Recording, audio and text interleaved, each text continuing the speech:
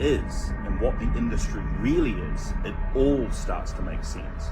One of the most important symbols in the old Celtic Druidic system was a magic wand, like Merlin the magician with his magic wand. That's Celtic Druidic. Magic wands were always made out of holly wood. Okay? And they're still working their magic on us in Hollywood.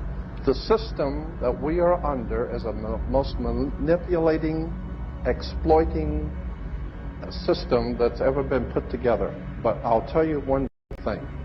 The Steven Spielbergs and the George Lucases and the Michael Eisners and all the guys that run the entertainment world, all of them are many things, but stupid is not one of them. These guys are Class A, top of the line intellectuals. They know the name of the tune. The symbolism does not end there, and I want to show you some more.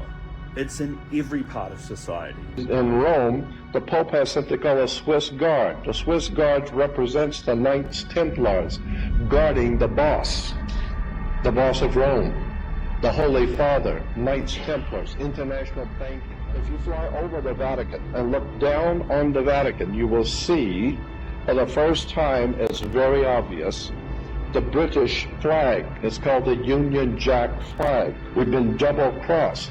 Double-cross goes back to British banking fraternities, the Knights Templars, double-crossing the whole world. Switzerland, very interesting place. Switzerland has the Knights Templar Cross. That's why today you have organizations called the American Red Cross, Wake Up Red Cross. It's a cross of St. George. It's a Masonic Knights Templar organization that operates behind enemy lines. And you say, oh, well, the Red Cross can go behind enemy lines. Of course the Red Cross can go behind enemy lines. Jordan Maxwell also looks into these brotherhoods and these groups that show these symbolisms throughout all of society. And if you know what you're looking for, you can find them. Even the Liberty Bell, the symbol of liberty, an equal Liberty Bell, identical with the same crack, is found in Moscow. It's a very famous Liberty Bell of Moscow with the same crack. It becomes known as a symbol, the symbol of the Brotherhood of the Bell. Bel being B-E-L, the ancient god in the Mesopotamian Valley, being the one that we call Beelzebub or Belteshazzar or Yahweh.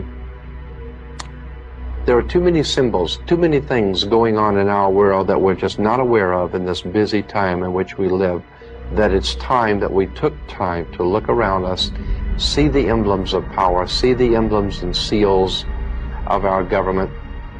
Look at the dollar bill instead of trying to earn one. Just look at one for a change. Look on the front at the Masonic emblems on it. Look at the back, the Masonic emblems there. The Rothschild banking dynasty, behind the governments of Europe, hired Adam Weishaupt to formulate a plan for the world at that time to accomplish a certain goal. That plan came to be known as the Illuminati. People think celebrities are just entertainers. They don't realize they're watching rituals. They don't realize they're watching possession, and they definitely don't realize how far back this goes or how deep. This isn't new. This began in Kemet, ancient Egypt, where the gods weren't worshipped from a distance, they were embodied. The pharaoh didn't just speak to Ra, he was Ra in flesh. Isis, Set, Horus, Thoth, each had temples, priesthoods, and living avatars. When a ritual was done, it was done to invite the god into the body, through song, through movement, through trance, and the people would gather, sing, and offer, feeding the god through the vessel.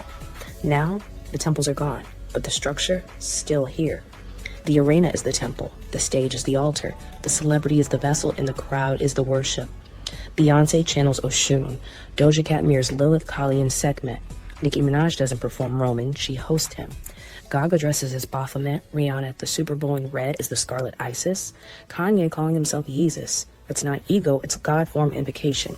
But to understand why this works, you have to understand the mind. There was a time when humans didn't think like we do. Before the self, as we know it existed, the mind was bicameral, split. One side gave commands and the other heard voices as gods. This is not a metaphor, this is neurological structure. People didn't make decisions, they heard commands, and those commands were divine. That part of the brain still exists. The ancient part that hears, sees, and feels meaning in symbols. It's why people cry when Beyonce walks into the water, why people obsess over red stages, winged costumes, and masked dancers, why they feel something holy even if they can't explain it.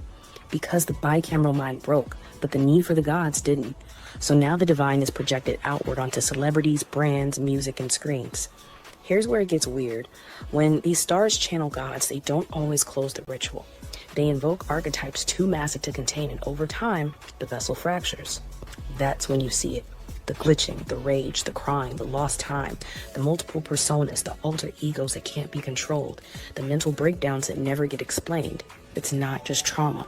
It's overload. The psyche collapsing under the weight of hosting something too divine, too chaotic, or too ancient without grounding.